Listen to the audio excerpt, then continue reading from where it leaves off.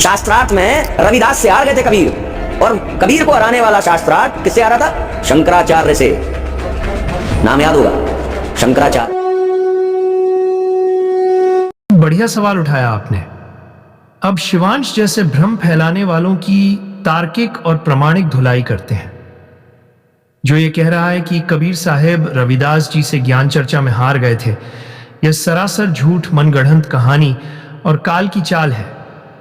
असल में ये अपना ज्ञान ऊंचा करना चाहता है। सबसे पहले, कहां लिखा है? कहीं नहीं। ना तो कबीर सागर में, ना ही रविदास जी की वाणी में, ना ही गुरु ग्रंथ साहिब में, ना ही किसी प्राचीन संत ग्रंथ में। कहीं पर भी नहीं लिखा कि कबीर साहब किसी ज्ञान चर्चा में हारे हो। यह बात 100% झूठी, अफवाहपूर्ण और शिवांश जैसे यूट्यूब विद्वानों द्वारा गढ़ी गई मनगढ़ंत कथा है।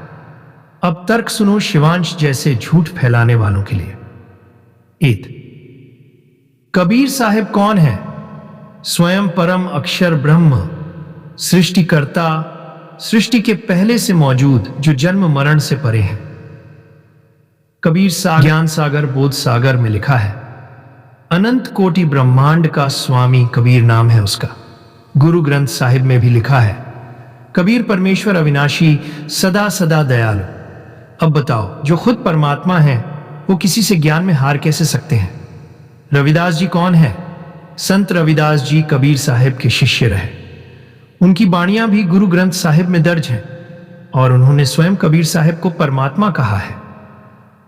गुरु ग्रंथ साहिब रागासिरी में रविदास जी की वाणी, कबीर तू परमेश्वर है, सब घट रहा समाए। फिर बोलो, जो व्यक्ति खुद स्वीकार कर रहा है कि कबीर तू परमेश्वर है, क्या वही संत कबीर साहिब से ज्ञान चर्चा में भिड़ेगा और हार जीत का सवाल उठाएगा? नहीं, यह बात खुद शिवांश की बुद्धि हार गई है, उसकी जुबान नहीं।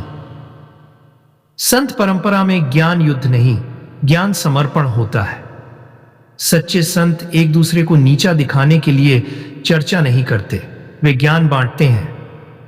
जैसे संत नामदेव जी ने कबीर साहिब से ज्ञान लिया, गुरु नानक देव जी ने कबीर साहिब की वाणी को सत्यम माना, दादू साहिब, धन्ना भगत, रविदास जी, सभी ने कबीर साहिब की महिमा स्वीकार की है।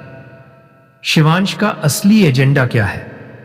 व्यूज के लिए सनसनी फैलाना, टिकटॉक वाले ज्ञान को सत्य समझ बैठना, परमात्मा कबीर के खिलाफ अफवाह फैलाना, यह कालदूतों का काम है। अब अंत में शिवांश से 3 सवाल। 1. जिस ग्रंथ में यह लिखा है कि कबीर साहब हार गए, उसका नाम और पेज नंबर बताओ। 2. रविदास जी की किसी वाणी में कबीर साहब को गलत कहा गया है तो दिखाओ। क्या तुमने कभी कबीर सागर, बीजक, अनुराग सागर या गुरु ग्रंथ साहिब पढ़ी भी है?